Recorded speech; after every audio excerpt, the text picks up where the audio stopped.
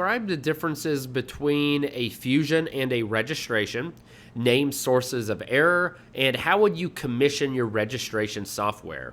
So fusions and registrations we do almost every single day of our life. We should be very used to them and also be able to describe them well. A registration is essentially you're computing a geometrical transformation, much more mathematical.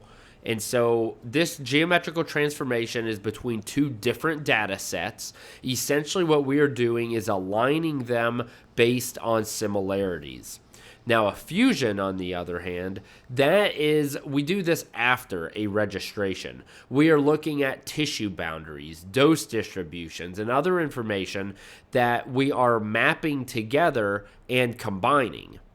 So, some sources of error we've seen in the clinic every day. Scan parameters. If you have a 5mm scan and a 1mm scan, that may cause some discrepancies. Image quality. You may have an MRI and it may be fuzzy or have a chemical artifact. That's going to make it very difficult to get an accurate registration or fusion.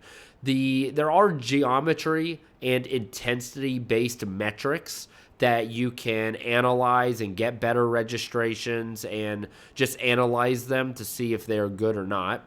And to commission a registration software, first thing you always want to do is a end-to-end test. Anytime there is any commissioning question, regardless of the topic, you're always going to want to do an end-to-end test. This allows us to take, for example, an anthropomorphic phantom, take some type of phantom that you have, and start from the very first scan all the way to the final treatment. And you want to verify that is kosher, it works in the workflow, everything matches up. That is our job. That is the overall best type of test and preparation for any type of commissioning you can do. Now, for this specific end-to-end test, again, grab a phantom. There's plenty of them out there. You can do, or you want to check the image geometry. You want to check the image orientation. You also want to consider setting up a QA program. You want to define roles for the personnel. Who is going to do the registration? Who is going to check the registration?